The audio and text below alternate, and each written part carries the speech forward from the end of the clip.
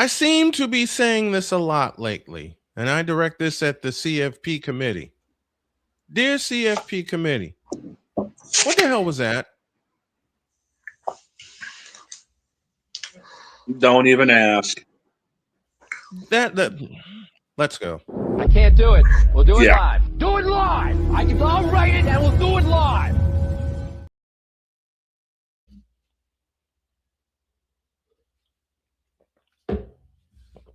There. Now let's go. I can't do it. We'll do it live. Do it live. I'll write it and we'll do it live.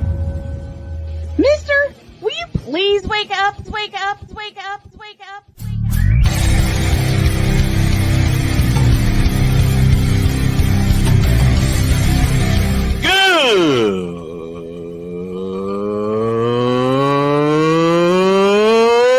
Good morning. Snowman here to all you Brock Purdy and San Francisco 49er haters. Shut up! I gotta thank you, Shane. I mean, whatever happened to the games where breaking 100 points was, I don't know, unusual?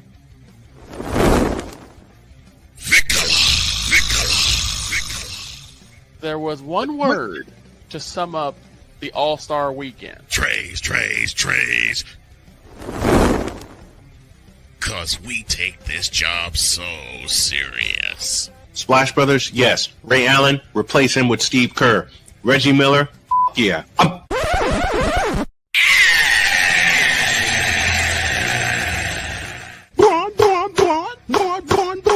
What in the all types of blue hell? I have no idea.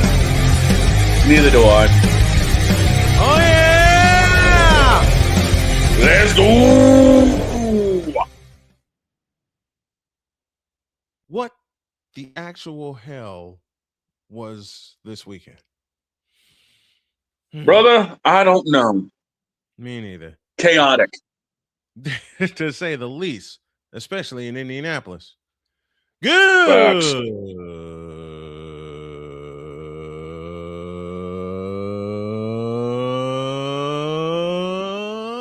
morning, and welcome to the Manic I Need Coffee when Monday. God dang it. Welcome to the week. Yes, welcome to the week. Oh, God. If this is how we're going to start, hell. This is me poking fun of myself, and I am cutting that. Welcome to the Manic Monday edition of Snowman in the Morning. Glad to have y'all with us. We are presented in part by Invader Coffee, fuel for the fearless.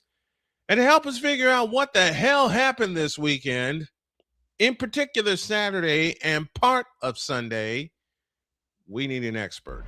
Passionate. Come after me. I'm a man. I'm 40. Unflinching. Let's go back to losing. Parking was easier. Unrelenting. They're not going to keep him off the field tonight. Totally. This one has a chance. Deeds.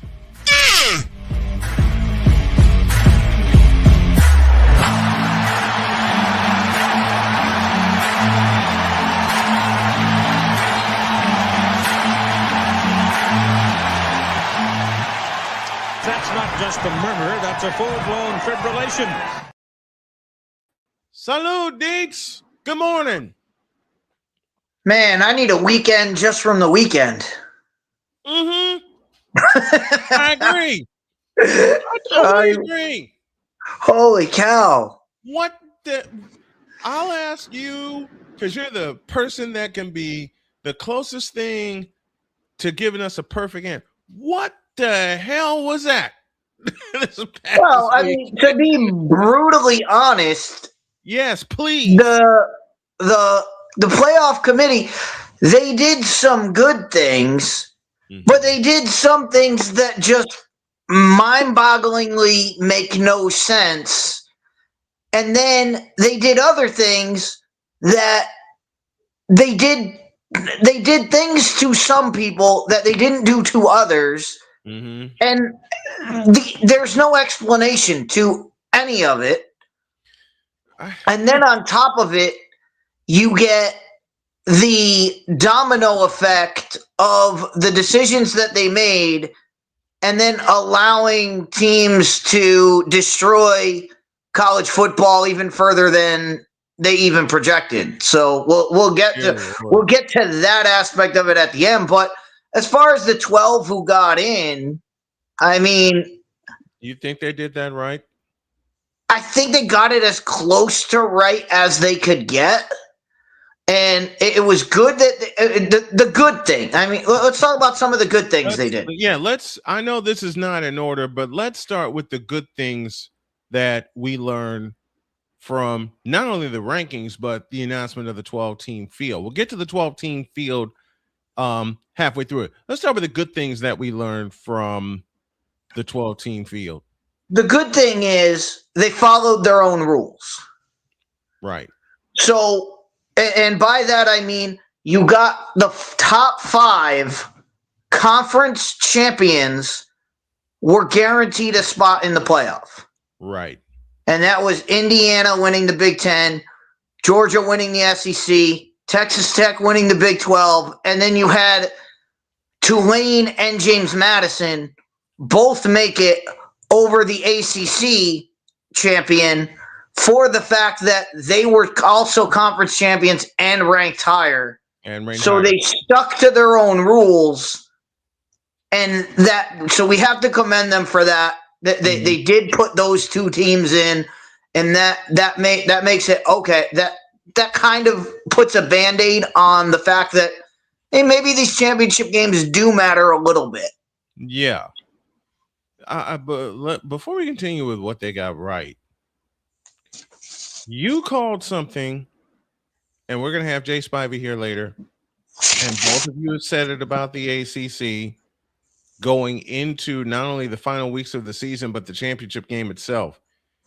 When you open your mouth and said there is a possibility that the ACC champion will not be represented in the college football playoff, you've been saying that for the past 5 weeks.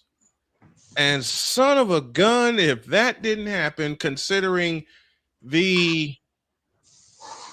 how do you describe the ACC championship game?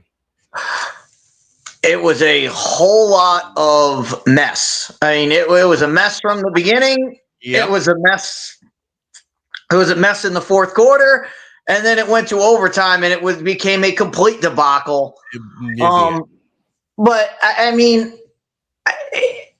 it's just interesting that the ACC had 2 teams in their championship game for their conference, and a team who didn't even play made the college football playoff. Yep.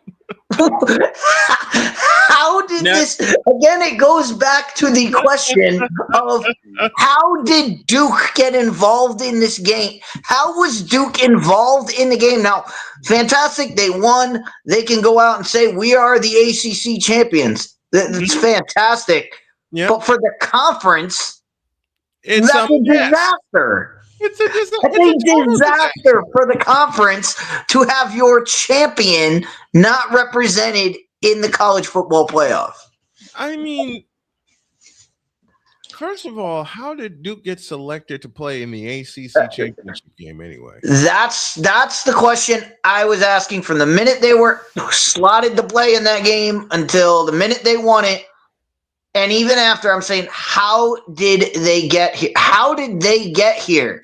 There's no mathematics that I can point to that says, yes, Duke should be in this game.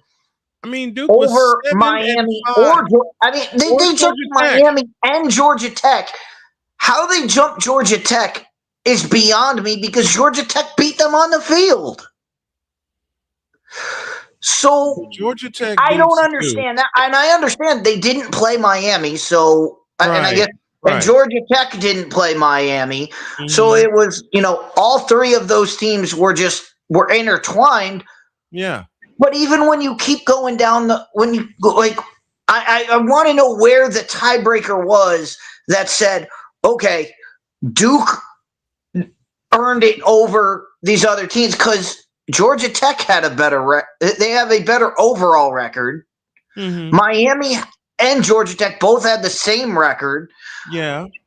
Miami was the higher ranked team, which back in the day, we used to that used to be the deciding factor when it was a complete tie and there was nothing else. It was overall record and ranking that told you who would play in the championship game. For somehow they went with the lowest ranked of them. Yep, they did. The team that had the most losses going in, which was Duke. So I don't know. I don't know how they got to the position they got in. Now they took advantage of it. They won the championship. But again, great for the school, terrible for the conference as a whole. Dog, your thoughts on this? Because you know what? We got to bring somebody else in because there's somebody that's waiting in the wings who hasn't been with us for a couple of weeks. Maybe he has an answer to what the absolute bleep happened this weekend.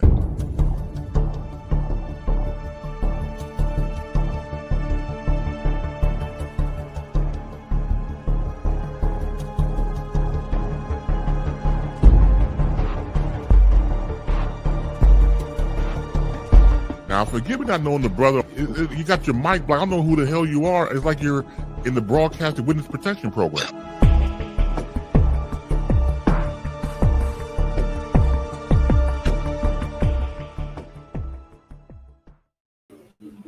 Agent Zero, aka the Playmaker, representing the Los Angeles Rams, is with us this morning. Good morning, brother. How are you?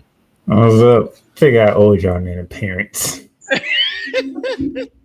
Speaking of which, Wise El Jefe is with us via LinkedIn. Victor Locke is with us. The Hawk TV with us as well. Kenneth Clark is with us as well. And Victor, he in the office today? Victor's in the office today. And this week, unfortunately. Now, that kind of sucks. I don't have to ask about the AEW sign behind you. I finally figured it out. But considering this week, bearing down the gridiron is going to try to unpack, untie, unloosen what the hell happened this weekend, I'm just gonna give Playmaking the floor. What happened? No, you can keep everybody on the screen because no. I want you up here. I'm pretty sure Deez want to jump in. I'm pretty sure Deez want to chime in on this. First and foremost, before we get to the committee and what they did, first we need to go ahead and start with the athletic conference that is the ACC, because their stupid tiebreaker is the reason why Duke got into the championship game and ultimately wins the ACC. So what was the tiebreaker that got Duke the championship game appearance? I won't put it this simple. Their two losses was against Virginia and Georgia Tech, which gave them a higher conference percentage over Miami, Georgia Tech, and SMU. Only because they lost to Georgia Tech and Virginia. Wait. Time out. Hold. What? Up. Thank you. Thank you. You took Wait, what? Exact. Whoa. Time out. These says, hold the phone. Stop. I know this ain't the right color. Penalty flag on the field. Explain that again, please. So if you notice, when Georgia Tech lost their conference game, they lost to unranked opponents. When SMU lost their games, they lost to unranked opponents. When Miami lost their conference games, they lost to unranked opponents. Duke lost to ranked opponents in the ACC. So because that determined Duke getting in. The reason why I know this because I don't know if I caught the show last week when we had Cool on here because Cool was trying to figure it out. So I went to go do my research live on the air, and it gave me a whole headache. And I was like you. I said, hold on, wait a minute. Are you sitting here and telling me just because Duke lost to 2 ranked teams in the ACC, they are in the championship game? And thank you, Virginia, for not doing your job. And right. What did that gave you a whole headache? Is that what you said? That is the screwiest way to pick a champion. To pick that is the dumbest tiebreaker I've ever heard. Wait a minute. And I'm sorry you got a whole headache from this, Playmaker, but because Duke lost to 2 ranked opponents and Miami, Georgia Tech, who was the other team again? SMU. Lost to unranked opponents. That's how Duke got in the championship game? Are you? That's how Duke got in the championship game. So they won all they non-ACC. They won all they non-ranked ACC champion conference games, and they lost to the only 2 ranked teams that they played in conference. They didn't win all their non-conference games because they got blasted by Illinois. No, he said all their non-ranked conference opponents. Okay. I was gonna say because I was gonna chime in and say they got blasted by Illinois on their field, but at the time Illinois was not ranked. So because when Koo talked about it, he was like, "That's the absolute doomsday for the ACC," and it came to fruition. It did. So so Duke became a conference champion, which led to other things happening early in the day with BYU getting by Texas Tech. Well, that's where the problem starts with what they did.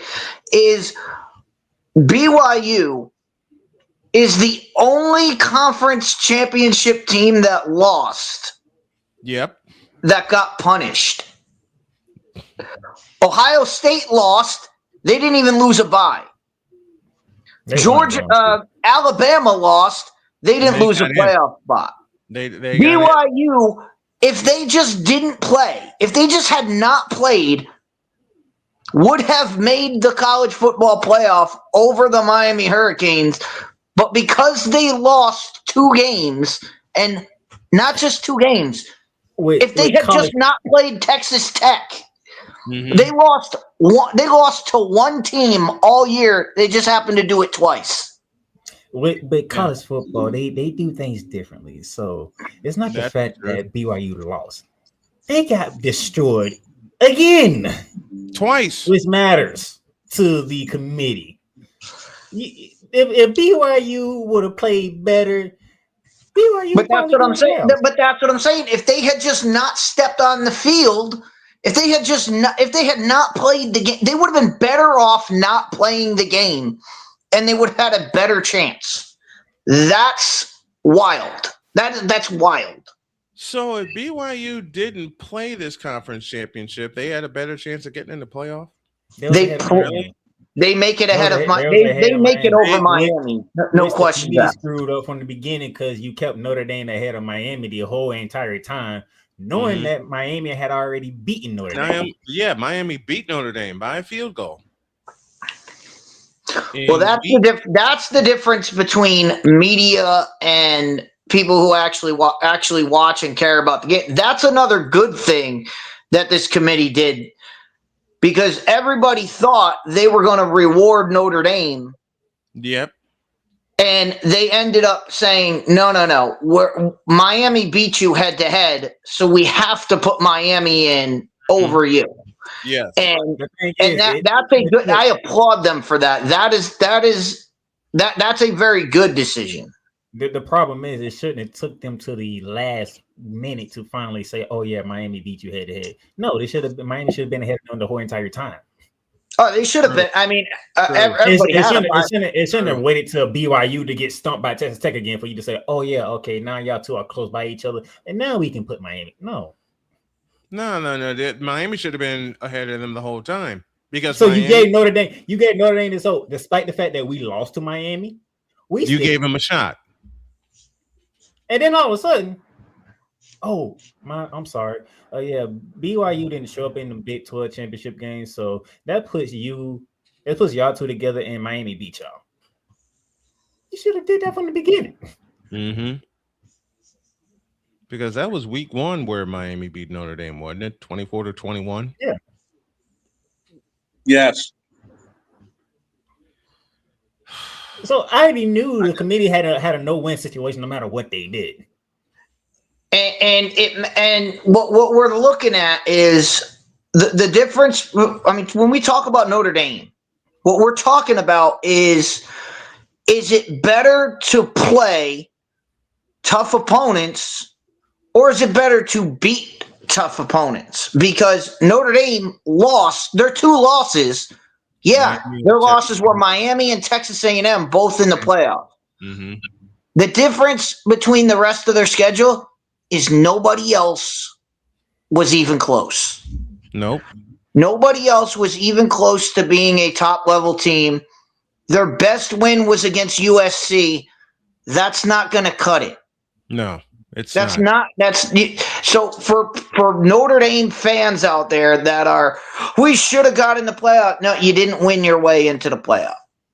Now, for those of you who feel like Alabama shouldn't be in there, you have to remember one thing that committee looked at, not just how the ACC championship went, but they did beat a certain team in Athens in the season too.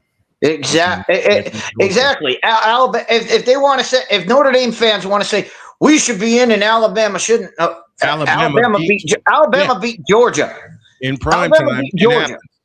They beat them between the hedges. They also didn't beat them. They gave them a good beating in between the hedges too. They did. The only loss the only thing they can point to is, well, they lost to Florida State. Okay. Well, they also their other losses to Oklahoma, who's better than Miami and right at the same level as Texas A&M. So we're sitting here. So if you're going to cut hairs that way, Alabama still gets in over you because of that. Their loss was to Oklahoma. Yes. And if you want to say, then they lost in the championship game. No, they played a conference champion. They played in a conference championship game. They played an extra game that they didn't have to. And on top of that, Alabama's got to meet Oklahoma again. And then we have 2 Group of 5 teams in, which brings me so much joy. James Madison. Thank you, Duke, for winning the ACC. Because of you, James Madison gets in. Yep. Which has everybody scratching their head. Why do we have 2 Group of 5 teams in? Well, because the ACC screwed everything up. And they've screwed everything up. The ACC dropped the biggest turd in the punch bowl on this one. Yeah, they did. There was no way Duke should have been in the ACC championship game.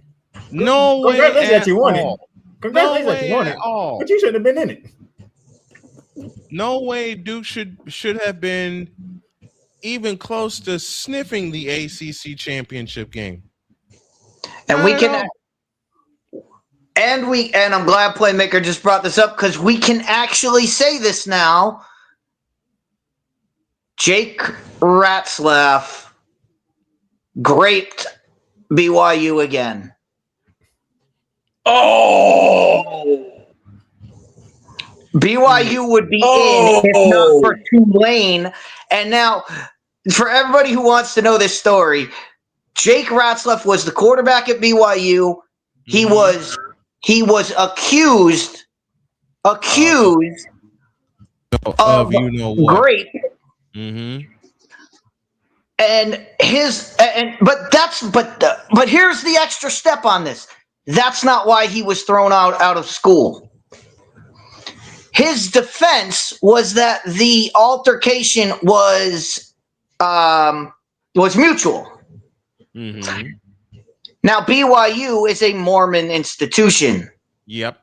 They kicked him out of school for having sexual relations before marriage. That's why he was kicked out of school. Not because of the allegations, because of his defense of the allegations broke their student conduct, and therefore he was kicked out, transfers to Tulane, Tulane takes their spot in the college football playoff. BYU spot. Oh Lord, Peyton Cole Johnson. Can't write that. You cannot write that. You cannot write that script. You can't. Snowman, I don't know. Since when the hell? Wait a minute. Since when the hell did BYU? I know. When the hell did the CFP turn into Days of Our Lives? What the hell, man? Now,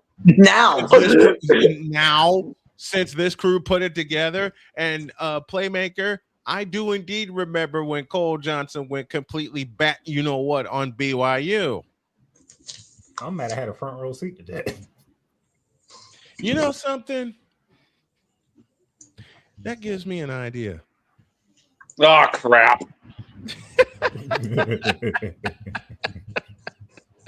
Here we go. Why do you say such things, dog? And Playmaker, you keep your mouth shut. I know you. Why do I say such things? Wait. I still have that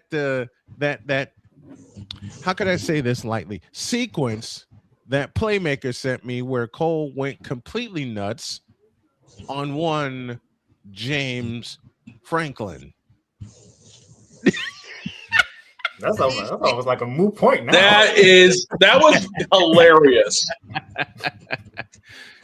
I would never forget Playmaker saying, "I'm afraid Snowman's going to find this and cut this whole segment out." Well, Playmaker cut it and handed it to me on a silver platter. I might as well just give it to you. I might as well just give it to you and be done. That's how that was going. Let's take a break. When y'all get back, we will introduce the 12-team field. And we ain't making predictions yet. We're not making predictions till Thursday, even though the games start on Friday. I may not predict it all. Man, they only start till the 19th. You got. They don't start till the 19th. Friday. What are you talking about? The last game we got is Army Navy to predict. And as it is, we may not even need to worry about the playoffs the way the Queen's going. I drank too much of this. Yes. I was about to say you a week ahead of schedule there, Chief.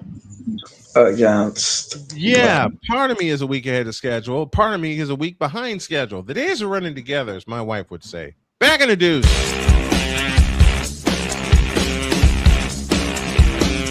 This is Snowman in the Morning.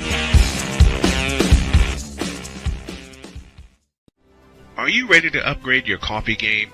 Prepare for an invasion of flavor with Invader Coffee. It's the caffeinated elixir that fuels champions, the blend that pushes boundaries. Whether you're battling deadlines or exploring uncharted territories, Invader Coffee has your back. Join the invasion at invadercoffee.com and taste the difference for yourself. Use the code Snowman for 15% off your first order. Invader Coffee, veteran owned.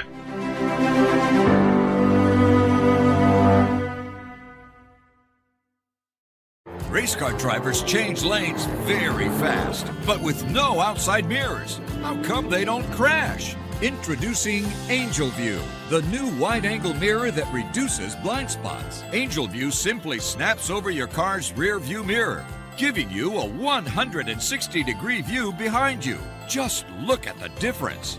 Look, ordinary rear view mirrors are small and flat, but Angel View has a huge mirror with curved glass. This convex shape allows you to see both blind spots with one glance. And with our Pro Edition special coating, it's anti-glare at night. Get your Angel View now for just $19.99. But wait, Angel View may be discontinued. Due to rising costs, Angel View is stopping manufacturing effective immediately. Once the current inventory is gone, it's gone forever. Order now. Call 1-800-495-0761. That's 1-800-495-0761. Or visit getangelview.com. Order now. Join the transporter to Hades. Your butt and gut becomes one. Join the reformer of hooker whores. This is my daughter, Placenta Booty Johnson. Join the bronze car. Whenever you are in distress, take off your baseball cap and throw it in the air. Join your very own superhero of broadcasting, Chris Bass. So whatever color crayon they get, they palm it and do two circles, and that translates to, I can be the black people. As he takes you through the week's paces in Baseline. Live every Saturday at 8 a.m. Eastern, 7 a.m. Central, Pacific Time Zone people, just stay asleep when this is on live and just catch the recording. Oh, I'm sorry. Exclusively on the Chris Bass YouTube channel.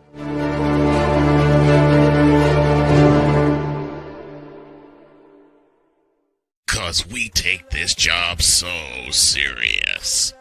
And every time I saw the word king appear in a song, in the back of my head, I heard Cole, no, sorry, not Cole, Ray say, Kang. What in the all types of blue hell? This is Snowman in the Morning.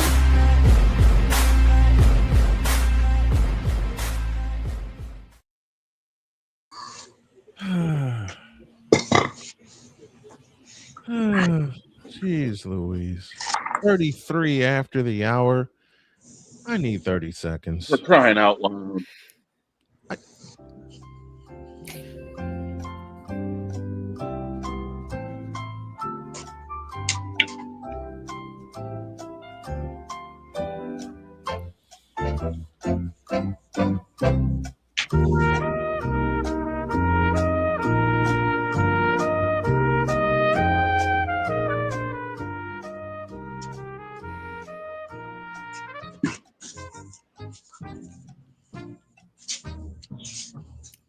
Y'all want to hear something crazy? My wife played that for me 2 nights ago before I hopped on air with Ohio State and Indiana. Okay, Playmaker, what are you watching that's got your attention? No, I'm actually preparing for shooting myself. Ah, so you're doing what we normally do, which is multitask. Yeah. 34 after the By hour. the way, congratulations to the Indiana. I mean, one of their best seasons in football program history. Man, excellent job. Thank you. You know what? I was scared. And the crazy thing, go ahead, dog. I was about to say, and the crazy thing about that is, if it wasn't for Indiana winning, we'd have a little bit of a closer way into the playoffs for a couple weeks from now. But as it is, the one sitting up above my right shoulder here pretty much has it on lockdown. Well, it's her fault. Excuse me? It's her fault. What do you mean? I'm being playful. What? I'm being playful. It's her fault. At the top of the season, she says, "Hey, let me make a couple of picks. I'm not good at this." Liar. Hey. I'm not good. Wait. I can't find the sound I'm looking for, but I'll go with this. I'm not good at making picks. I don't know what I'm talking about. And the rest of us should have been thinking, "Oh, hell no." Because she all season. No, man, the rest of us should have been thinking, "That's a lie." Thank you for that. Now that she's heard this, since I lost this weekend, I'm just not going to play the rest of the year. Isn't that how it's supposed to work now? It's conceded then. If you don't make the playoff, you just stop playing. You just stop playing, right? We still have the Army/Navy game, dude. That's a jab at Notre Dame, Jen. Here's the thing with that. That's a job not only at Notre Dame, but Notre Dame, Kansas State, Iowa State. Hey, we're both eligible now. We don't want to do State. Wait. I gotta play this for Jen to cheer up. Go ahead, Playmaker. I can understand it because the committee said y'all are ahead of Miami. Y'all are better. Y'all are one of the first team that should get in. And then they don't get in. And then you don't get in. It's like, man, why did you have us, ranked ahead of Miami this whole entire time? And then now you want to put a rug from under us? Deets, stand by a minute. What Notre Dame basically is saying, dear committee, you. They had the right to do that. Go. But this is akin to Florida State Yeah, 2 years ago. 2 years ago. Yeah. When they just half the team didn't show up, half the team didn't want to play in the Orange Bowl. But now we can say at least Florida State showed up to play the game. I mean, they got blown out by 60 points, but at least they put something. At least they put something on the field. These three teams are saying, "Oh, we didn't get in. We're taking our ball and going home." I always say I have no defense for them because I don't even know why they even said that. Iowa State. The only one I can make sense of is Iowa State because they don't have a coach. Yeah. And I know Matt Campbell on the Penn State. Actually, what I'm hearing is they actually did replace their coach. I just don't know with who. I'd have to take a look. I mean, their head coach that's been there the whole time, he's on the way out. So in that case, I could see, hey, you know, they don't even know who's going to be there. They don't know what's going on. Kansas State, that makes no sense to me. Notre Dame makes no sense to me. I mean, I get it. You're pissed off. Yeah, we didn't make. You know what? You're pissed off. You didn't make the bowl game. You know what the best way to do that is? Go into whatever bowl you're going to go into because you're going to go into some bowl game that's going to be on national television and put up 70, put up 100, and you get the payday for it. Right, you get the payday for it, and just absolutely make a mockery of it and make everybody go, yeah, Notre Dame, they should have been in. They should have been in because they walloped these people. Now you say, I'm taking my ball, I'm going home. Now everybody just says, see, you shouldn't have been in. You knew you shouldn't have been in. Yeah. You were hoping to get in, and now that you didn't, you're leaving, and you. But I mean, that's all it is. But that's all you have to do is show up and play a game. I mean, for those of you who trying to see. By the way, this is coming from the Georgia Kirby Smart route because the team that dropped Florida State by 60 was the Georgia Bulldogs, who felt they should have been in that 14 playoff. Who went out the next year and did what? They won the thing. They won. By the way, before we get further into this, Iowa State introduced Jimmy Rogers as new head coach 15 minutes ago. Who the hell is that? That's a good question. The blue hell if I know. Who in the vital blue yellow-bellied hell is that? I'm finding the news right now. That might be their DC. Formerly of Washington State. Washington State. Washington State still exists? What? Apparently. That's an upgrade. I am not getting into Snowman's. That's crazy. I'm sorry. Boss is going to cut the absolute hell out of this one, too. That's crazy. Washington Boss is going to cut the hell out of that. Yes, I am. I'm going to cut that. I am going to cut that. But and then I'm cutting Playmaker's line. I'm not getting into it with Snowman today or something to that nature. I'm not doing it. Nope. Why not? And nope. Just no. Nope. I will. You've heard my wife entirely too much. Because she'll walk by and tease me the same way and go, just no, and walk away. Yeah, that's a case of no. Just no. Exactly. No. I already got one evil scientist I got to deal with later on today, so.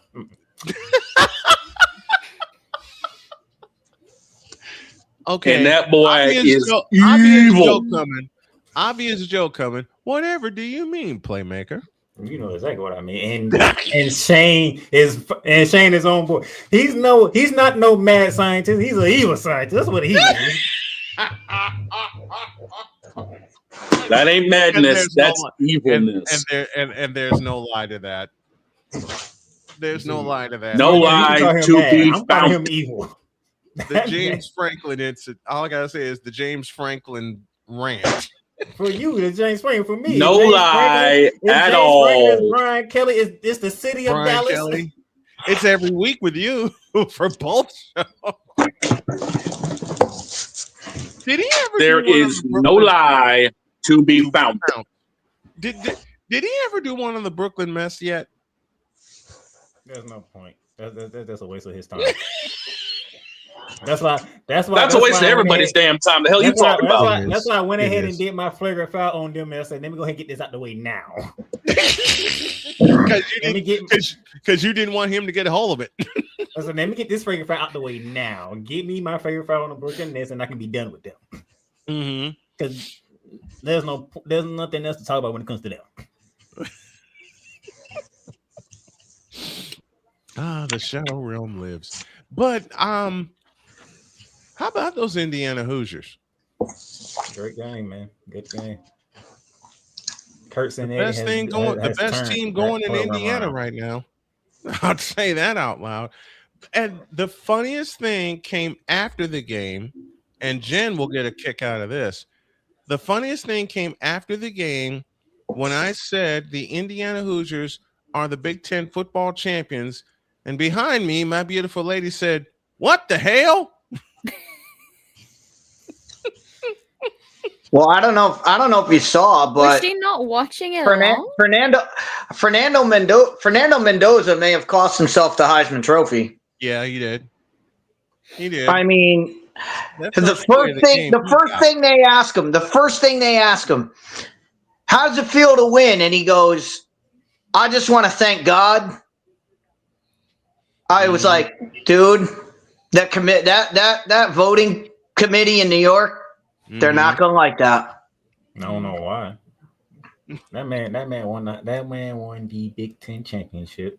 He got past a NFL style defense of Ohio State. Give that man the Heisman and don't play around.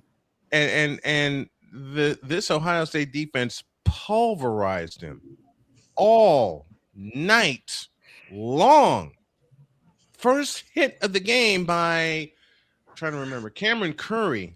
He just absolutely blasted him on the first play of the game. He got up. His brother, Alberto Mendoza, took one snap. Fernando came back in, did what he did for the remainder of the game. But, man.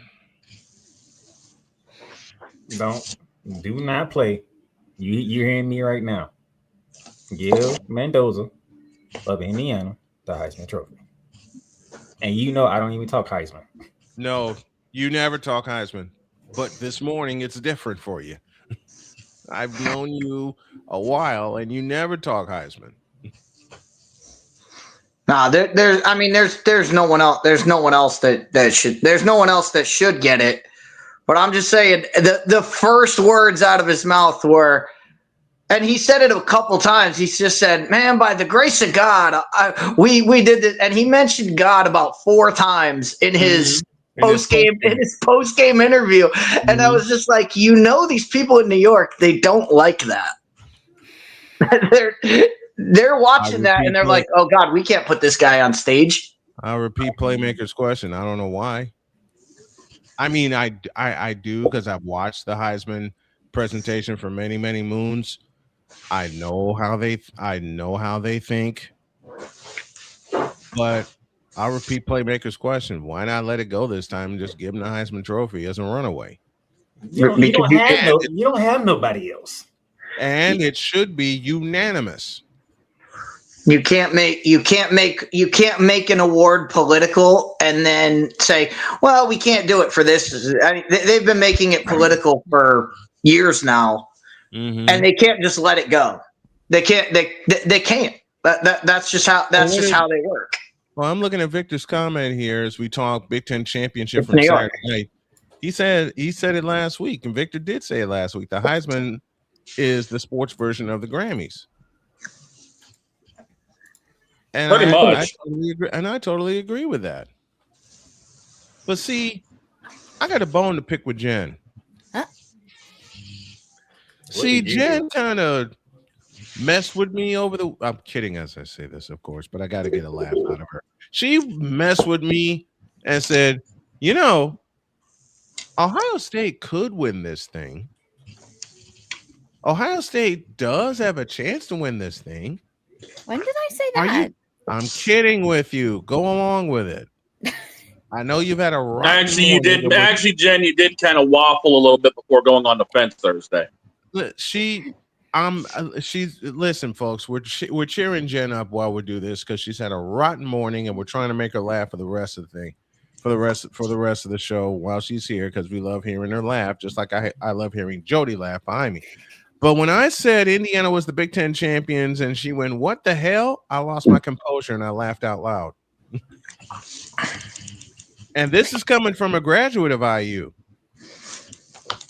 But the biggest thing, my biggest takeaway from Saturday night's Big Ten championship is the fact that Ohio State was held to under 50 yards rushing by this Indiana defense. The second stingiest defense in the nation, which is why you had a 13-10 game. Which is why it was 13-10. The two best defenses played against each other. Two of the best offenses played against each other. And Indiana got the lone score of the second half. As it was 10-6 at halftime. They get the lone score of the second half. They made it stand up. And not only do they take the Big Ten championship, they take the number 1 overall seed in the college football playoff, which means they get 2 weeks off the heel. And while we're looking at this bracket, Indiana, oh Lord, they get the biggest mess of the second round matchup. They get the winner of Alabama and Oklahoma New Year's Day at 4 p.m. I was gonna say I hope this year's buys are better than last year's buys because nobody that got a bye last week won. Nobody. Nope. And the 4 that get the bye this year, Texas Tech, who will play in the Orange Bowl, Indiana will play in the Rose Bowl, which is doubly significant for them. Georgia goes to the Sugar Bowl in New Orleans, and Ohio State's going to Dallas to play in the Cotton Bowl. Ooh, oh hell. I just saw the potential for the Sugar Bowl. Oh, hell.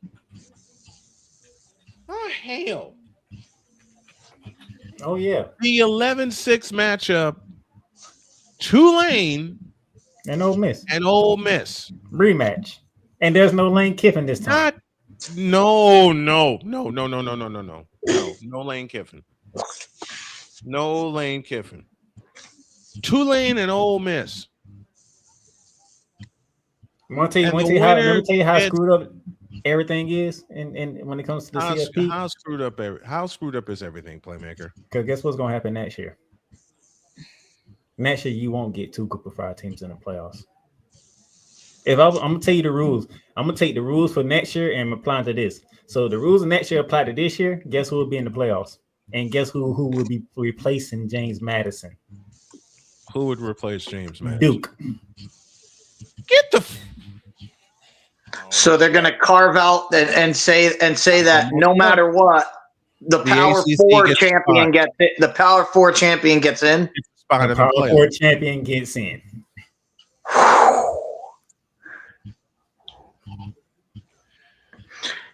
And you know what else?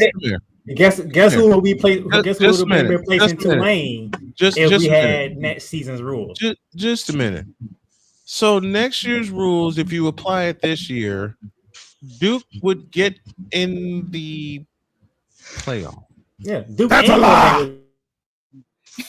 Duke and Notre Dame would have been in. Once again, that's a lie. I know it's not, but I had to play it. Next year, going forward, I think they said for the 6 years. If you are ranked in the top 12, you're in the playoffs. They taking the 4 Power 4 champions, and if you are ranked in the top 12, you in the playoffs. Are we talking about the AP top 12 or the CFP top 12? The CFP top 12.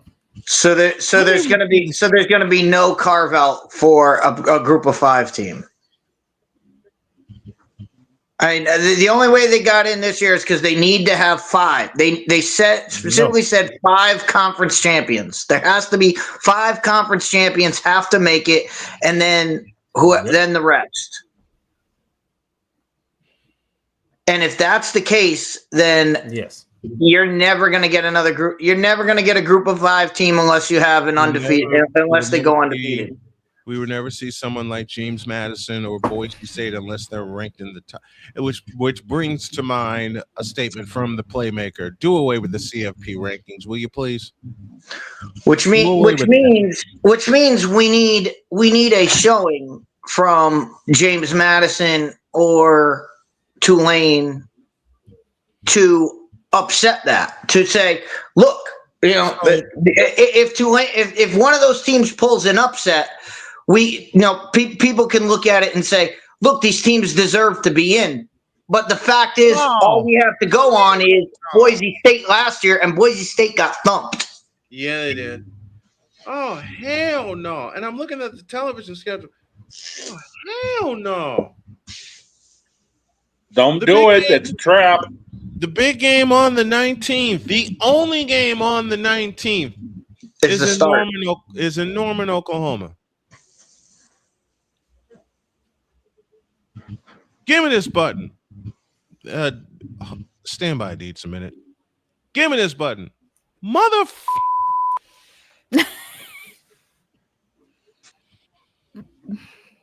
Which means the 19th, I'm going to be up all night again. Well, I mean that is the right game. It's the right matchup. It's the right game to put solo because it is the closest one. It's the 8-9. It's the 8-9 matchup. It's 8-9. It was 7-10 last year with Indiana and Notre Dame, and it was at Notre Dame, and that was the right game to put on because it was at Notre Dame.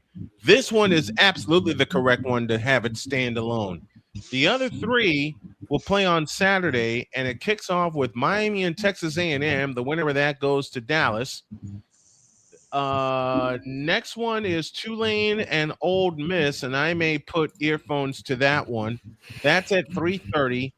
And then at 7:30, under the lights in Autzen Stadium, James Madison and Oregon. Let me repeat that. James Madison and Oregon. I'm not gonna lie to you. I'd rather see James Madison play Oregon than Duke play Oregon. I'll agree with you there. I mean, James Madison is at least giving me a reason to watch the game and at least a reason to follow along and say, hey, can they? And I'm not saying they even have to win in Autzen. Just keep it a game. Just make it a game. Don't get blown out by 30. Just keep it a game into the fourth quarter. And if you get outrun in the fourth quarter, or something screwy happens where you're trying to go for the lead late and throw a pick 6 or something and it explodes the game, that's fine. Just make it a game. Don't make it a dog walking the entire game the way Penn State walked Boise last year. Pretty much what Deeks is saying.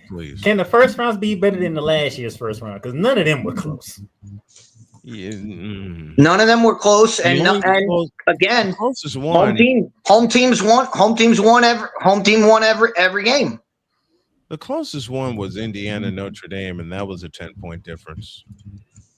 And that was because of by points, yeah. But when you watch the game, that game was not. And that was only a 10-point. That was only a 10-point game because Indiana scored late. It was over in the first quarter.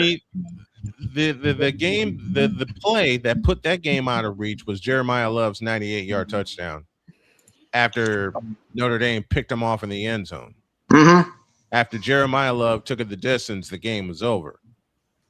I think I did that game last year. Ryan McCoffey's with us. Says, good morning, Snow Crew. I'll say it before anyone else does. The New York Jets playoff drought can now legally drive in some states. Oh, boy. And he also says, thanks for reminding me in Discord yesterday, Napoleon. I still hated. Yeah, it's morning, all right. Yes, it is. Oh, goodness. So Texas Tech gets the winner of James Madison and Oregon. Indiana gets the big one, and I'm putting ears to that. Indiana gets the winner of Alabama, Oklahoma. Georgia gets Tulane or Ole Miss, gets the winner of Tulane and Ole Miss. And what if it's Mississippi again? Good grief. And then Texas A&M and Miami will battle to play the champs in Dallas. Just imagine the headlines of Ole Miss going to the Sugar Bowl in Louisiana to play Georgia. The Georgia. And I mean, what would Lane Kiffin even step foot in the building? No, hell no. I don't know. He's a troll and a half, man. I would say I wouldn't put it past them. Hey, I'm gonna be honest. Lane Kiffin, he's been modest this whole entire season. He's been modest. He ain't been making headlines until recently. Till school start firing coaches. And everybody's first name was Lane Kiffin on the docket. Oh, and by the way, I said this last. I'm gonna say it again this week. I need a new AD in Gainesville. I do not blame Lane Kiffin one bit for picking LSU. Nor do I. That tells me the AD at Florida screwed that up because he wanted to come to Florida because he idolized Steve Spurrier. Mm-hmm. It's the AD that screwed that up. How did he screw that up? Him and Lane Kiffin had a meeting, and Lane Kiffin left that meeting and said, "You know what? I'm gonna go down to Baton Rouge." So I don't know the details of the conversation, but I know after he was like, "Yeah, I'm just gonna go ahead and go down to Baton Rouge." And he left the meeting and said, "Yeah, we're good." Is that what you're telling me? The only reason why Scott Strickland still has his job right now is because of one person and one person only, and he has nothing to do with football. Todd Golden. That's the reason why he's still there. Who? Todd Golden. You know who that? Don't play with me. What? You know darn well who Todd Golden is because the fact that you watch more than just football. Yeah, I do, but who and, the hell's Todd Golden? And this is the reason why Coach Johnson probably don't want to talk college basketball with me. Because Todd Golden beat his Houston Cougars in Texas last year for the national championship. Ay. That's the only saving grace with Scott Strickland right now. It's Todd Golden. I'll agree with that. I will definitely agree with that. All right. We're close to the second hour. Need a break badly. Yeah, because I need to get some NFL takes off. Only some. I mean, the takes that I'm probably gonna take it probably gonna take up probably most of the second hour. So I don't know how many I'll be able to fit in. Especially with the first one I'm coming out with. First, there's a young fellow in my hometown by the name of Chris Hilliard, who is going through aggressive treatments for a brain tumor. So all of our homies at Brother Rice High School on 99th and Pulaski, and I'm beginning to break because I have so many memories there. They're organizing this.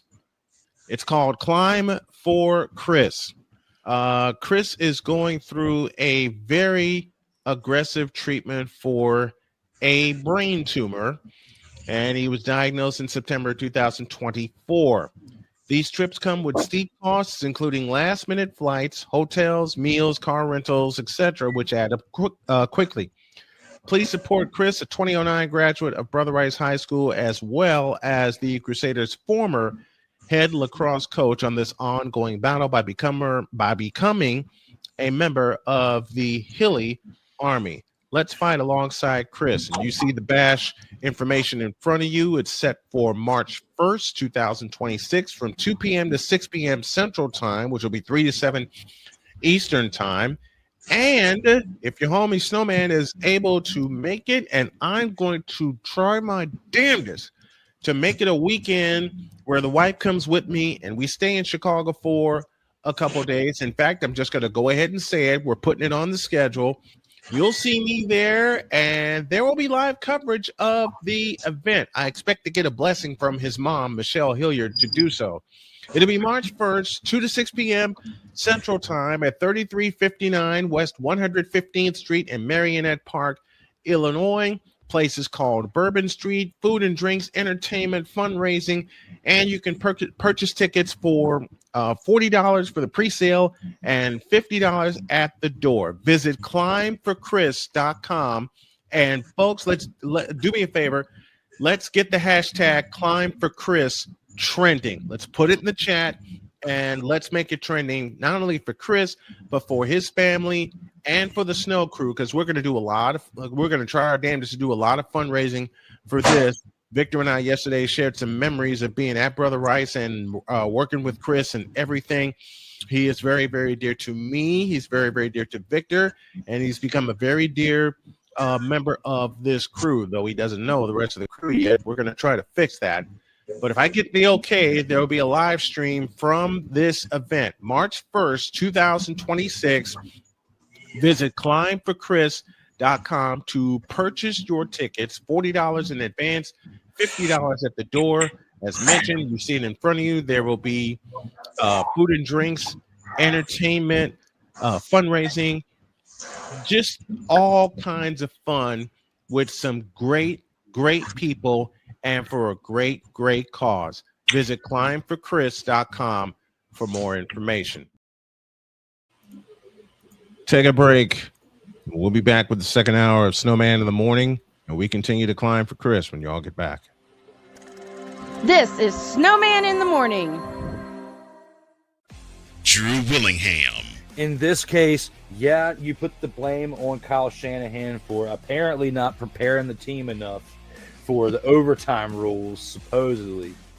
Cole Johnson. Peyton was considered the winner, and he was the darling of all darlings for Gerald. With a special appearance by Tyrone Alizé McDummy. Ain't nobody calling me. Text. Delete!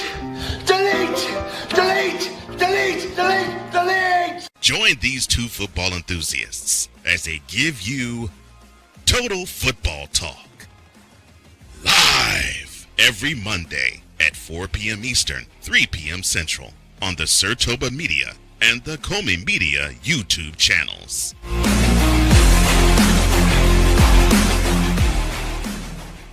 Hey, Eagles fan. Join my man Cool McCain and a host of others as they break down every single game, every single week in an objective manner, and also from a fan's perspective as well. Remember, this cast feels just like you. Nobody likes you.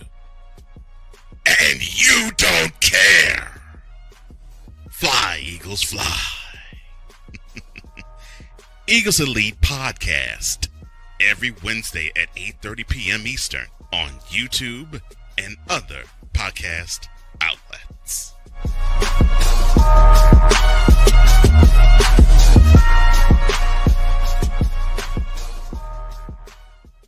From the hills of Santa Clara to the legacy of the stick, this is where red runs deep and greatness wears gold. 40 plus years of fan, 30 years in the booth, and now it's personal. The 49ers like you've never heard them before. This is That 49ers Show on Snowman Sportsnet. Hosted by Brian Snow, each week you will get a recap of the game that just happened and the game that will happen. All the stats, facts, and figures, all the fun notes, fan chats, and everything else you could put into 30 minutes. This is That 49ers Show on Snowman Sportsnet. Wednesdays at 7 p.m. Eastern, 6 p.m. Central.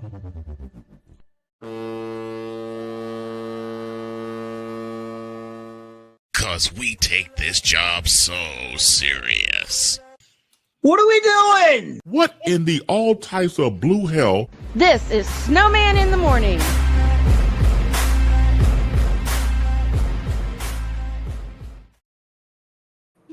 We owe you an ID. This is Snowman in the Morning. You're listening to WQVZ, 1700 AM Mission Radio. For me and the Lord, we got an understanding. We're on a mission from God. 11:07 is your time, and yes, I am bracing myself because I'm going to give Playmaker the floor because it's time for the NFL hour, and I'm letting him go first. Can somebody explain to me what a catch is?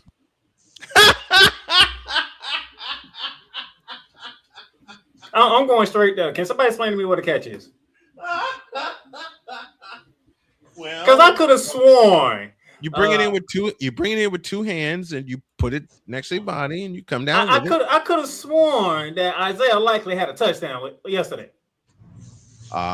He did.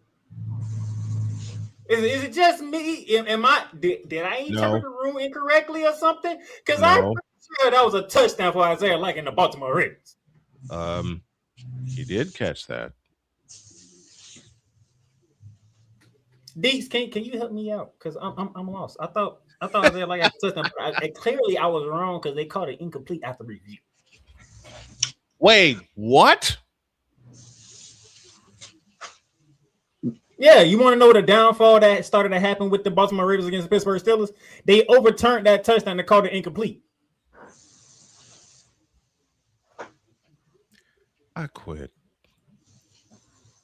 So, Deeks, you want to help a brother out here because I thought I knew the rule, but apparently I thought I knew the rule. I thought I knew the rule too. That was a catch. I'm still trying to figure out. They said, and you're talking to somebody. Look at the star on my helmet. If you think I know what a catch is, you're gonna have to ask Des Bryant because I'm pretty sure he had a catch too that was overturned. But the thing is, they said, and their reasoning was, he didn't make a football move. He scored a touchdown. That was a football. That's a football move. He didn't need to make a football move. He scored a touchdown. And so, I mean, you're asking them. I have no idea what these people think a catch is or isn't. I mean, it's almost we used to make the comment on the hockey show when I was on another station. I used to call into the hockey show all the time, and every time there was an overturned goal, anytime we're like, they're just going to flip a coin. And if it lands heads, they're going to count it. If it lands tails, they don't. Because they never give a reason. They just say nope. They just say yes or no. And that's the same thing as catch. What the hell happened to the basic rule of a catch? I just looked at the play, and that was a touchdown. I know for damn sure that was a touchdown. And you're telling me, Playmaker, they overturned that? They overturned it. That was the beginning of the downfall of the Ravens. Why?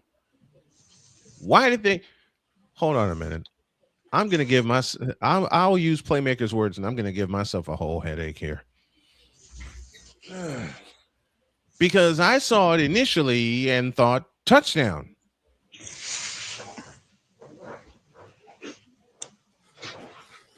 Look, I'm saying they overturned that.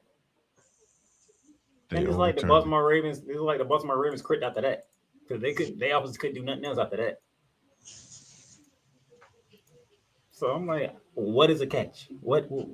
Somebody please explain to me what a catch is. None of the aficionados of the four-letter network that I like to watch, they can't even explain why that got overturned because they all saying that was a catch, that was a touchdown. He was in the end zone already. What more do you want him to do? Yeah, they make those things like, oh, you have to turn and go upfield. Well, if you're in the end zone, you don't have to go upfield. All you got to do is come down with it. I'm looking at it right now. That's a catch. He caught it. He came down with it. The ball was way over the goal line. And according to the rules, once the ball even touches a part of the goal line, play's over. That's a touchdown. That's a touchdown. But now you've seen. I mean, you've seen it. They've gone to all of these extra parts of the catch. You know, the best one is did they make a football move? And I'd love for somebody to tell me what that is, because I have no idea what a football move is. But there's also did he complete the action of the catch? We've seen it a million times. He came down with it in the end zone. Catch, and I'm looking at the play right now. I'm looking at the slow motion. There's a catch, 2 feet down, plays over. Then Porter knocks it out of his hand. He's not falling to the ground. He's not falling to the ground. The ball was across the goal line. And according to every rule that I've read and every rule that I've heard interpreted, if you possess the ball, 2 hands on the ball, and you're in the end zone and the line, even so, if the line touches any part of the end zone, that is 6 points. Big dog, you got anything? Because I'm looking at what are we doing? Come here. Matter of fact, I want Jen to ask that question. Jen, I want you to look at that camera and ask the question. You don't give me that. Wait, what? Why me? Why me? It's Deetz's thing. That I want it to be your thing also. I want you to look at that camera and say, what are we doing? Please. Deetz, do I have your blessing? Absolutely. Mic on? Mic on? Yeah. Mic on. You guys want the mic? All right. What are we doing? Thank you. How was that? And that's a new bumper. How was that? Speaking of which, we're gonna keep the ship rolling with Deetz's new segment. And there goes the radio stations. Kevin Stefanski. Snowman's laughing, Shane shaking his head because he know exactly where I'm going. Kevin Stefanski. What are we doing by taking Shadur Sanders out on a 2-point conversion play? What a 2-point. Matter of fact, Deetz, I'm gonna let you have that one. And Deetz is shaking his head. You're asking the Brown. You're asking the Brown because they're Cleveland. That's why. The Browns going to Brown. Why do the Browns brown? Because they're Cleveland. That's why they do things. Because we're the Cleveland Browns. What do I always say? We know you are. What do I always say? And what have I said for the 12 years I've been on air with this show? Oh my God. Because it's Cleveland. And this Like, time I know, it ain't. Look, I know we pick on Cleveland a lot. I know we pick on Cleveland a lot because it's like the low-hanging fruit. But even the people in Cleveland are looking at them, it's like, you cannot be this dumb. Come here. I want you to say that statement again, Playmaker. Because the people in Cleveland is looking at this, man, you cannot be this dumb. That's a lie. Oh. Oh my God. Like, really? On a 2-point conversion, you pull Shadur Sanders, who tossed for, if my memory serves correct, 364 yards. He throws 4 scores, and you do that. What?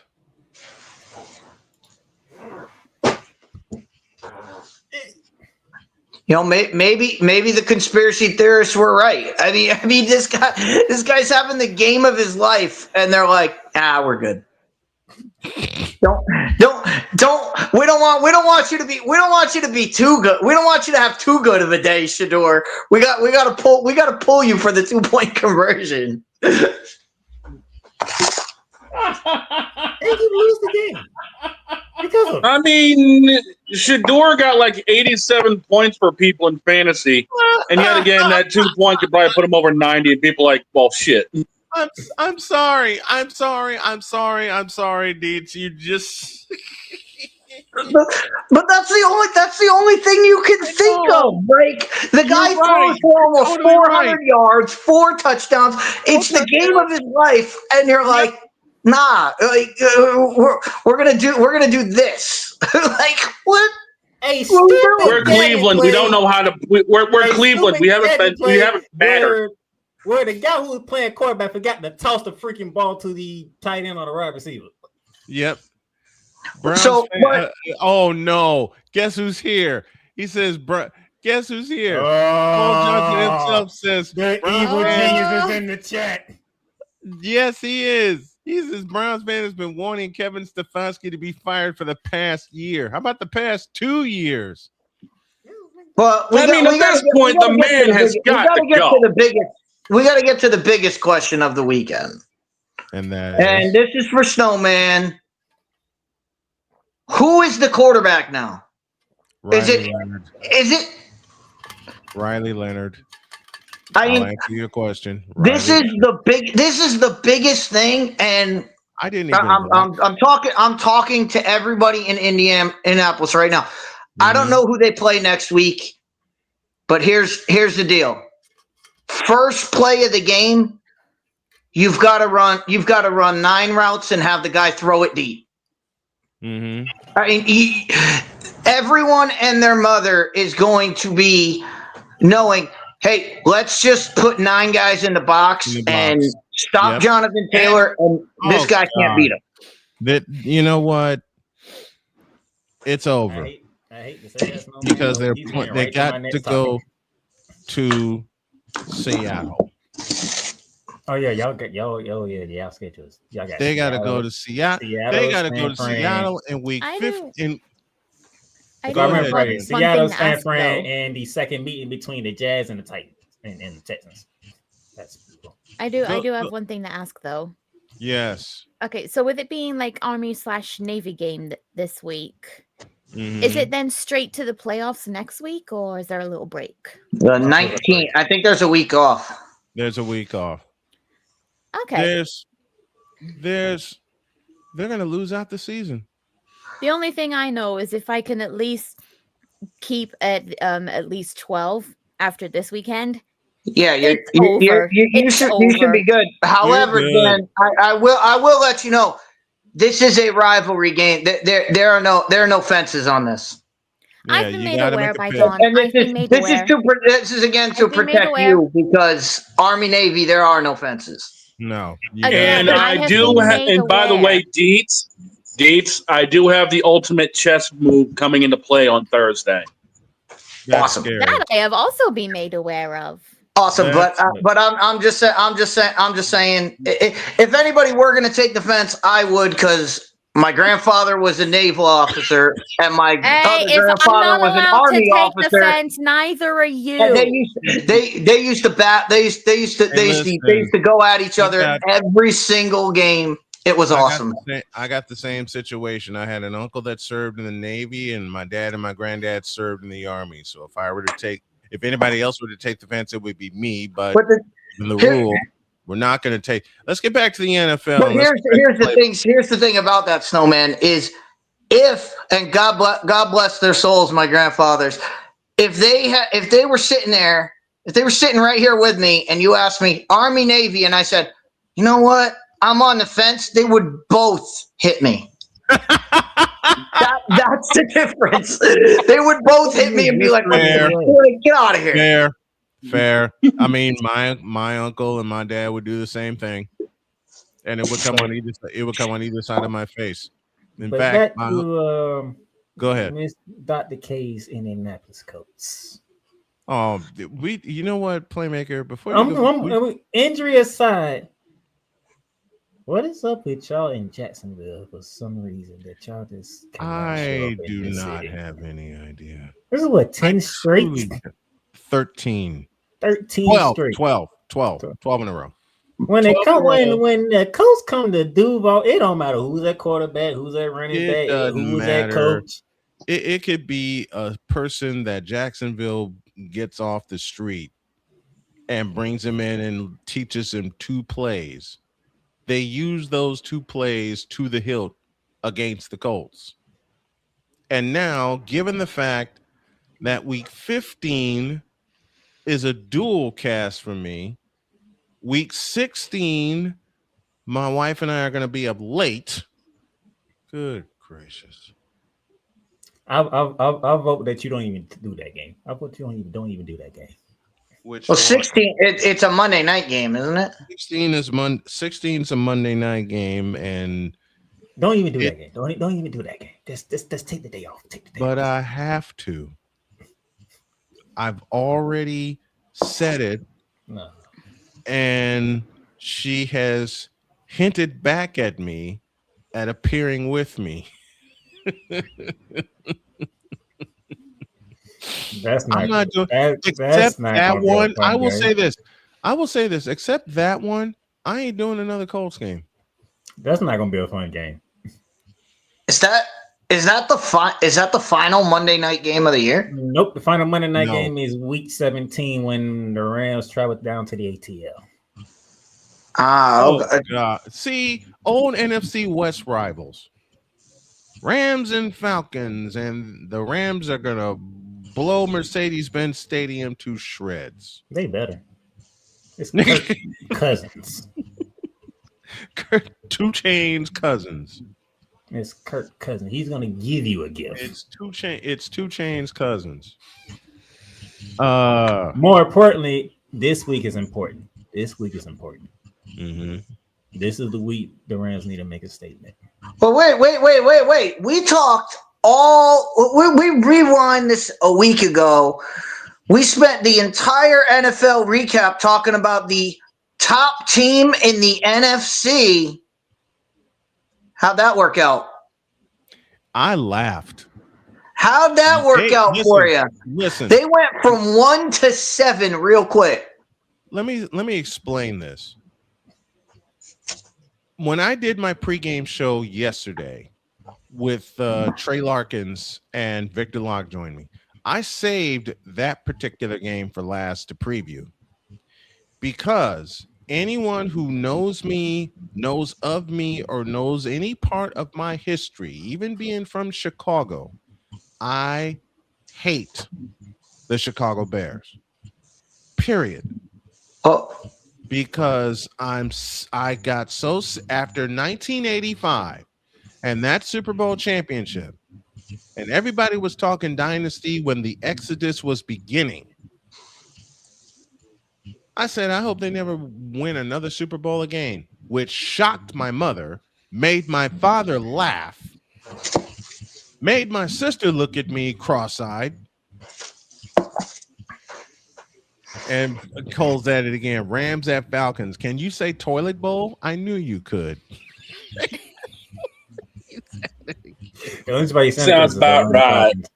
Well, Snowman, did you see the box score for that Chicago game? Yeah, I did. Oh, okay. So I can't even ask you the question. So I'll ask Jen because Jen probably didn't. Hey, Jen. Yeah.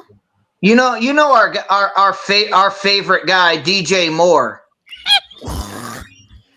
I'll ask you to answer this question: over or under 5 yards? You know what, Snowman? Did he have Snowman. more? Did he have over 5 or less than 5 yards? Snowman, this is your Part moment of me wants to say under. You'd be right.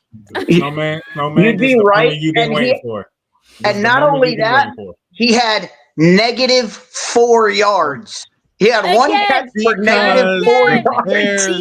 Because the Bears risked mortgage, doubled down, and yeeted away. And I've said this for 2 years.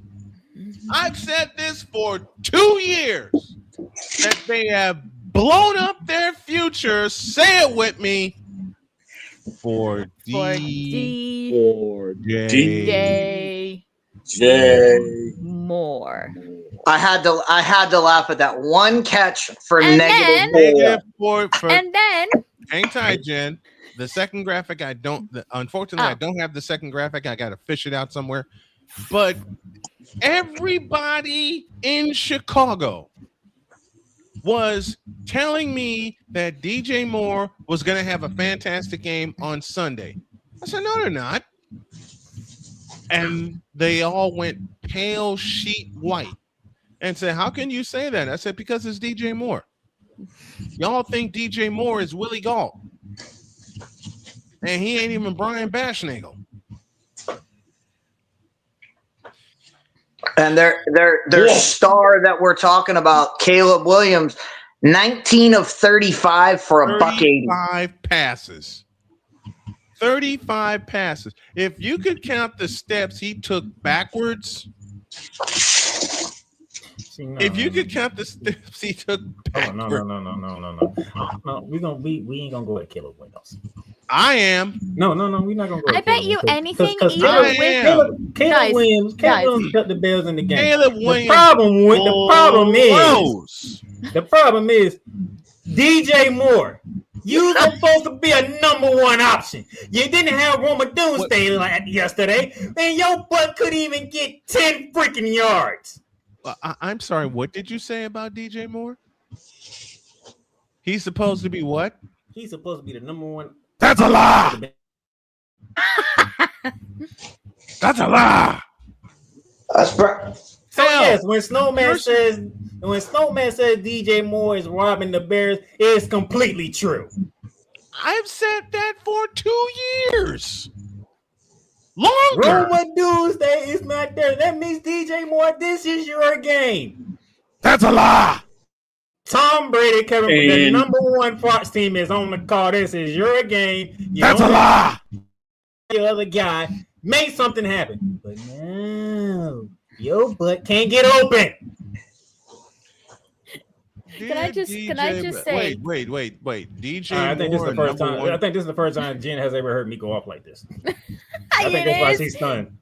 Isn't that funny? But can I just say, I bet even with my bad back, I bet even I could do more yards than DJ less. You can at least get positive yardage. All you have to do is get positive yardage. Listen, everybody on this cotton picking panel could have more positive yards than even I could do it with my bad back, and I'm the woman who's only known for studying Marvel Rivals. Come on.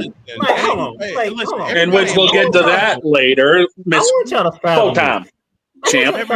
Everybody in Marvel Rivals, Jen especially and included, could have more positive yards than DJ. Wait, hold on. DJ Moore being a number one receiver? That's a lie.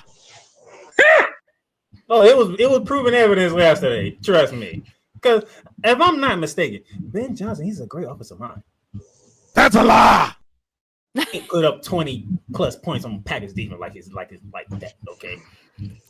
And he has ways to get players to football. That's a lie. The football. What is going on with DJ Moore? Because I know he ain't the head coach. Because as I've said for 2.5 years, the Bears are trying to make a thing for DJ Moore. Speaking of DJ Moore, let's bring in his biggest fan. You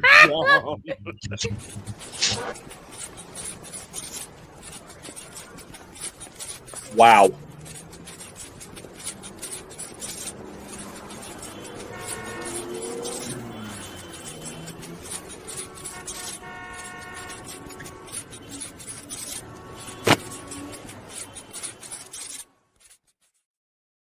And now that I think about it, when's the last the time Joe J. Spivey. How are you, brother? What's up, guys? What's up, Hank?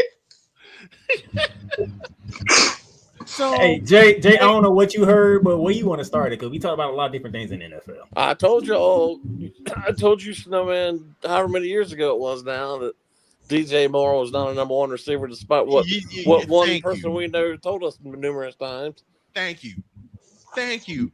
Jay was the first to say DJ Moore was not a number one receiver, and this was when he was in Carolina, when he took his helmet off in Atlanta. And the next day, Jay came on and said, DJ Moore's not a number one receiver. I got chastised by this person. And I know. And I know the person who chastised you. And you know what I did? I gave it back to him, and I chastised him.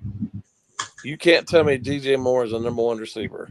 He's never been a number one receiver. He just happened to play for a sorry no-account team at the time. Exactly. DJ Moore, listen, Damian, DJ Moore sucks as a receiver and as a player. One catch for -4 yards. With how many targets he had? He's a really good complimentary. How many targets he had? Player.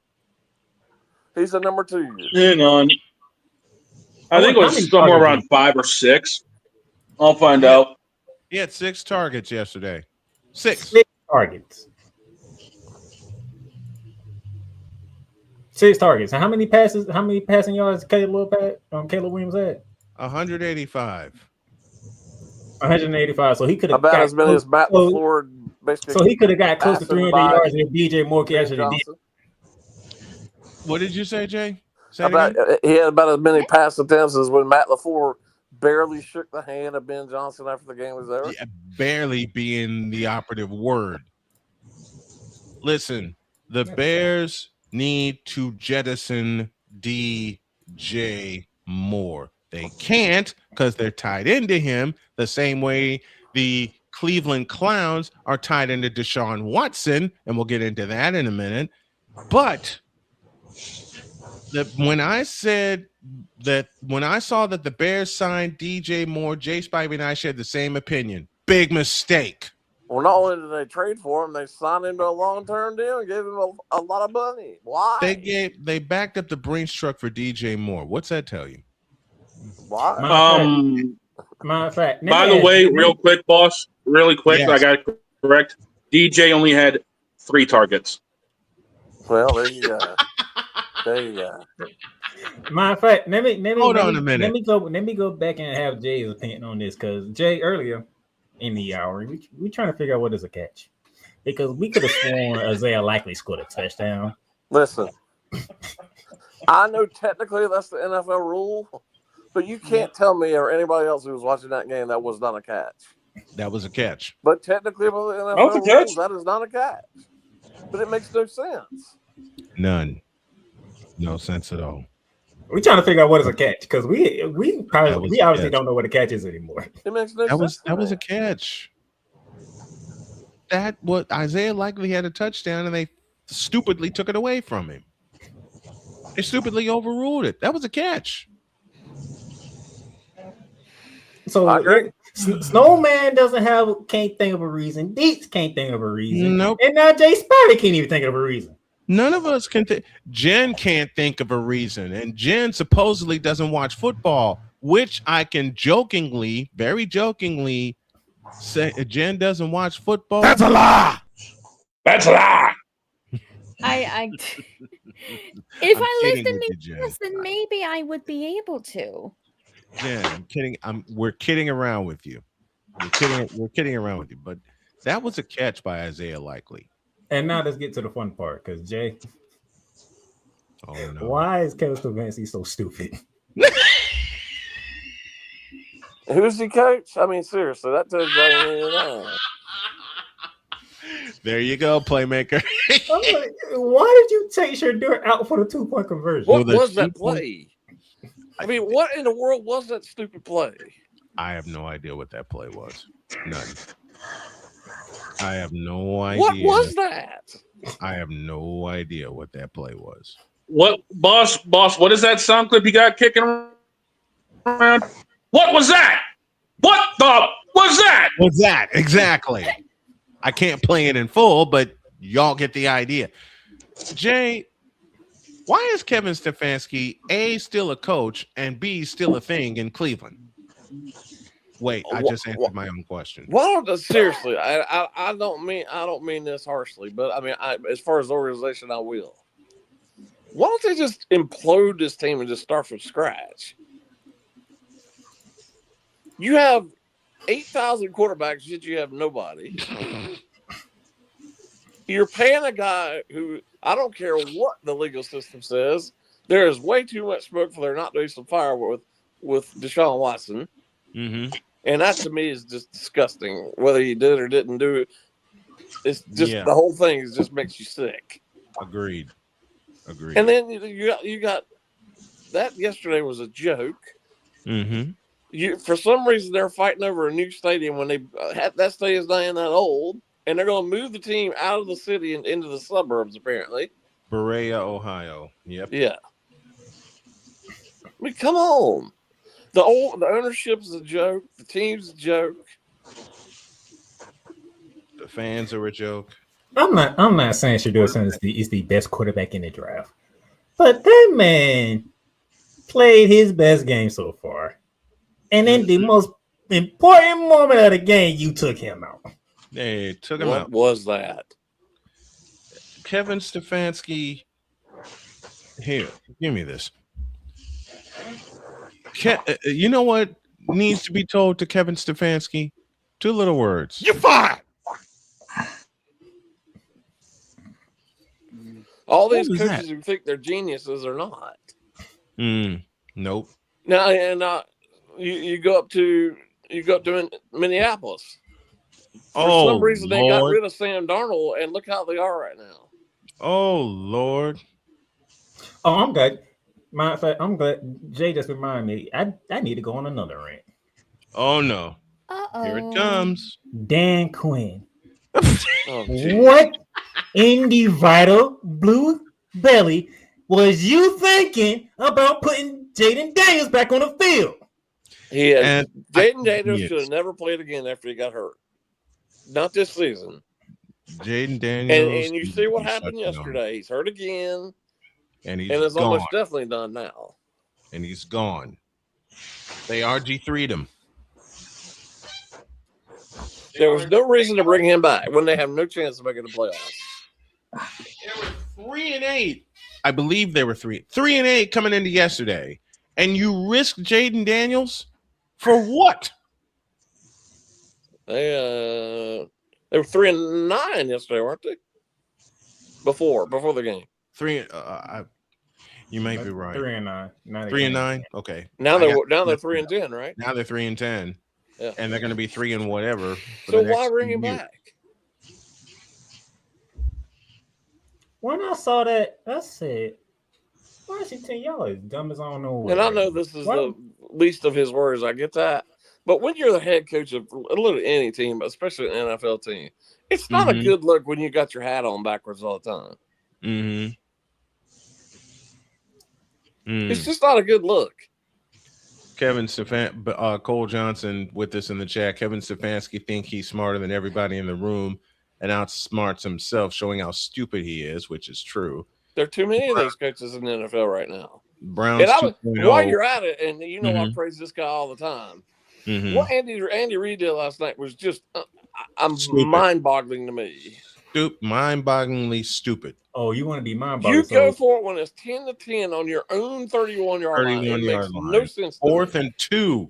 You need 2 yards. It's okay. The game was tied. Deeds, what do you say often? It's okay to punt the ball and lean on your defense to get the ball back. The defense was playing great at that point. Defense playing the best game they played this season. Yes.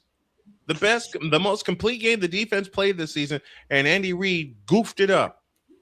So imagine this. Let me blow your mind even more. Imagine the playoffs without Joe Burrow, Patrick Mahomes, and possibly Lamar Jackson. I think that's quite likely at this point. I think that's solid. I believe that is solid. especially with the Ravens have the best chance because of the sorry division they're in, but their schedule's brutal. You know what? You mentioned Joe Burrow, playmaker. What happened? Joe Burrow threw a stupid pass. What can I say? They were up by. He threw a stupid pass, and that was all Buffalo needed. And Buffalo raced all the way back to win the game. And ended Cincinnati. Cincinnati's done. Yeah, they're toast. Cincinnati is done. Patrick Mahomes and the Chiefs are hanging by a thread. Very and small that thread. schedule is not easy for them, too. They still got to see the Chargers and the Broncos again. And that thread is getting shorter and shorter and shorter.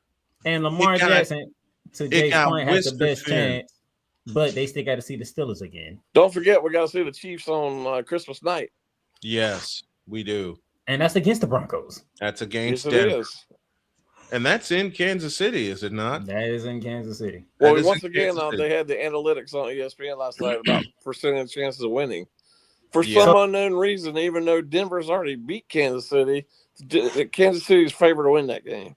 Why? So imagine this.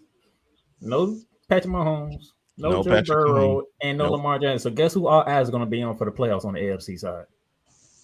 Bo Nix. Josh Allen. And if Josh Allen don't get it done in that scenario, A-Rod, it'll be some real questions about Josh Allen. Aaron Rodgers may get a spotlight on him. And as good a year as he's had, I mean, Daniel Jones cannot stay healthy. Nope. I knew as soon as he went down there, so I knew darn well that was going to be Achilles injury. I knew it was.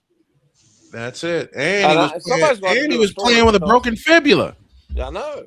That made it even worse. You had him playing with a broken fibula. You knew that going in.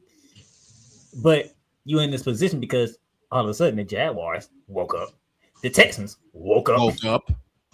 And now he's like, oh no, we don't have the grip on the division like we did. And then you come to the place where you can never win. Something about Duval County and the Indianapolis coast just don't get along. Not since 2014. Boy, they're playing about as well as anybody right now.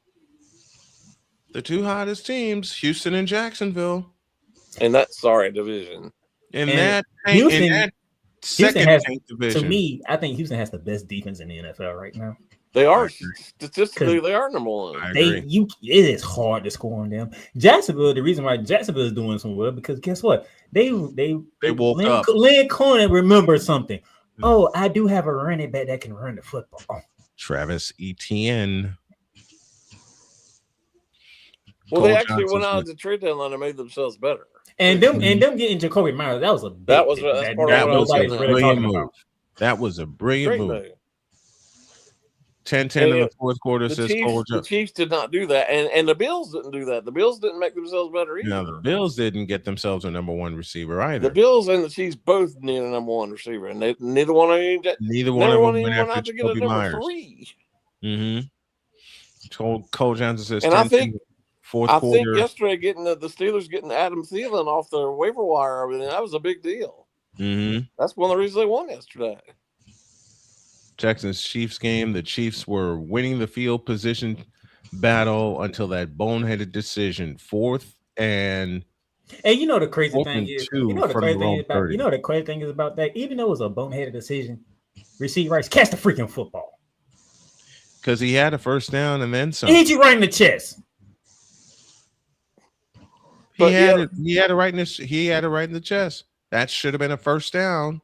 With the way things are right now, and everybody goes for it on any down and distance. Yeah, no one. I'm surprised he might even question him on it last night. Deets 101, football 101. Punt the football. It's a There's tie game. There's nothing wrong with it, but from what the play happened, Rasheed Rice catch the darn ball. It's a tie game. It's 10-10. It's a tie game. Punt the football. Well, let's not just that play. The rest of that quarter and really for the game, Patrick Mahomes, Kansas City Travis never saw Kelce stunk up the field last night. Man, Travis Kelce, let's go ahead and retire after the season. Let's go ahead and retire after the season. And What was live a happy 11 life with straight Taylor passes Swift. Mahomes threw that were incomplete? Yep. Now really incomplete. If Travis Kelce catches the freaking football, he doesn't have an interception on his stats. I understand that, and you're right, but still, a lot of those incompletions were his fault. Mm-hmm. And Travis Kelce did drop the ball. He literally and figuratively dropped the ball. And gift wrapped it right to the Texans. And that gift wrapped a 10 with his girl in the house last night. Oh, they didn't even show her at all yesterday. Oh, they showed her out there last night. Oh, they did. Yeah, they didn't show her too much because I was like, they really ain't showing Taylor Swift, huh? She was sitting right next to his mom. Travis was too busy with wedding planning. I agree with that. Let's go ahead and retire and live happy life with Taylor Swift because Big Dog says the AFC goes through New England. No, it doesn't. Goes through Mile High Stadium as of today. Goes through Mile High Stadium. We still got some weeks to figure that out. But either way, I know. As I said, today, either you going to Gillette Stadium, which is not fun to play at, or you going to Mile High Stadium, which is not fun to play. Which is not fun to play. Exactly. Either way, you got two places that you don't want to go to. But who in January? And all that being true, who would have ever guessed that at the beginning of the season?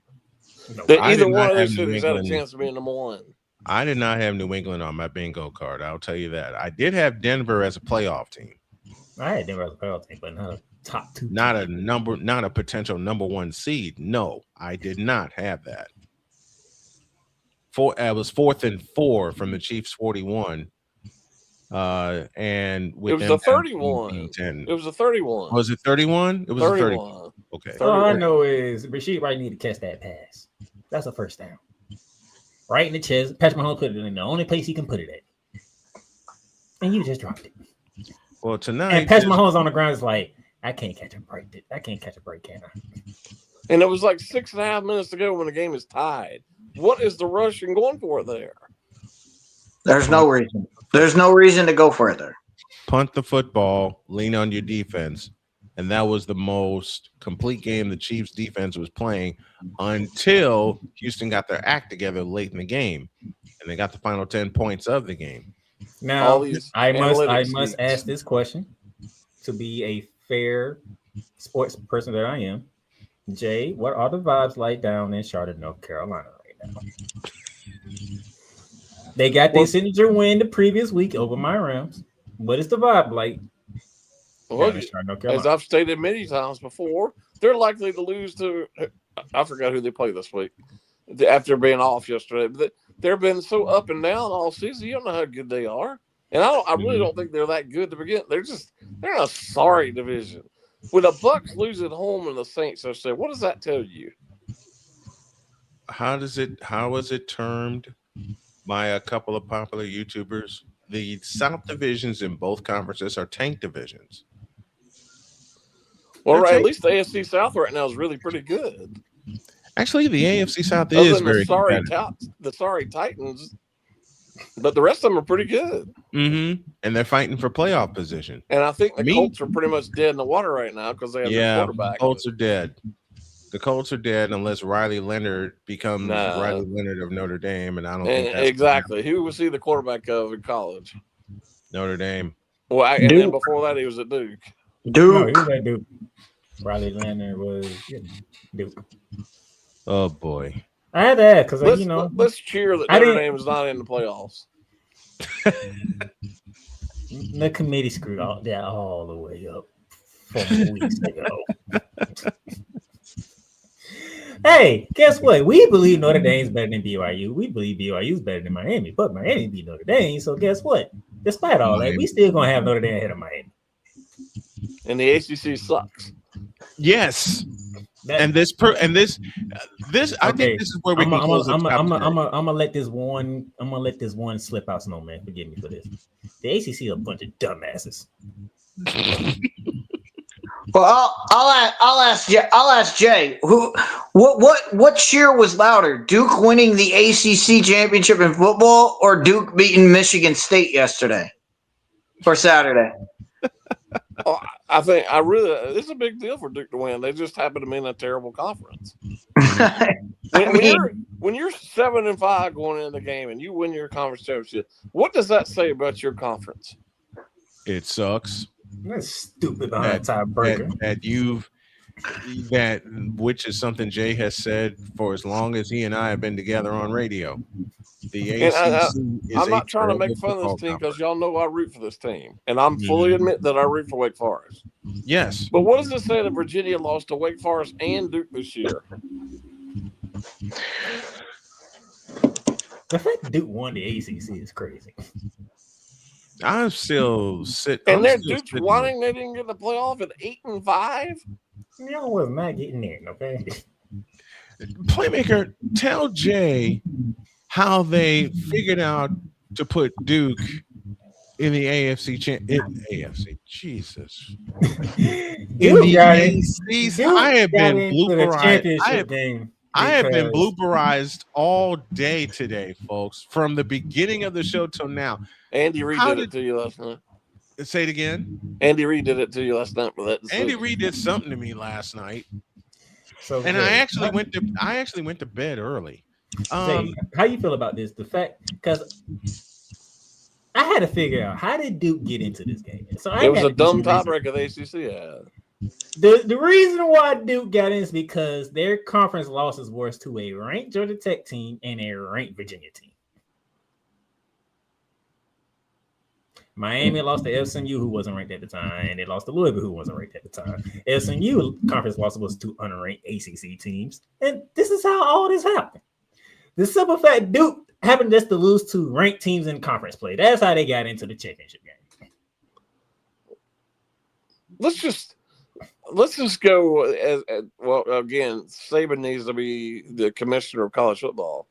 One of the things he said is that there needs to be a universal tiebreak system within the conferences. That should be an easy one to fix.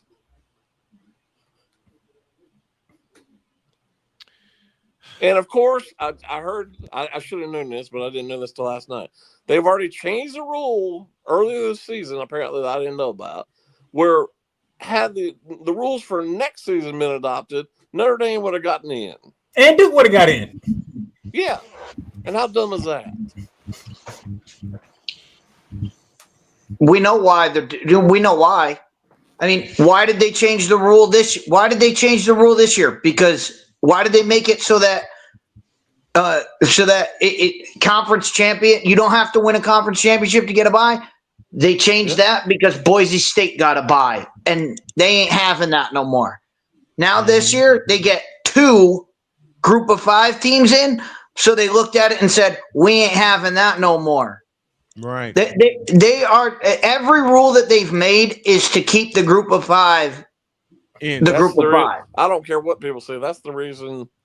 That's the main reason, in my opinion, Miami got in ahead of Notre Dame is because the ACC did not have a team in at the time.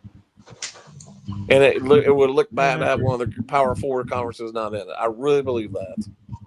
Let me play this for Cole, and then we're getting out of here. Cole Johnson, thank you for listening in, number 1. And number 2, to play one of your favorite sounds, edited, of course. Now that's bull. Y'all know the rest of it.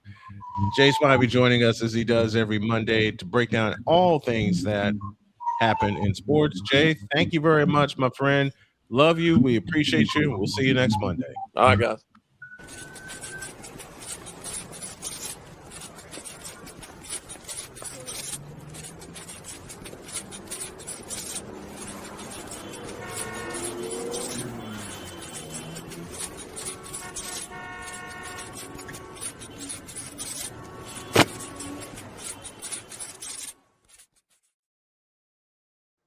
Have a great day. God bless. Remember to make your next move your best move. And always remember, if your dreams don't scare you, they are simply not big enough. Dream big, do bigger.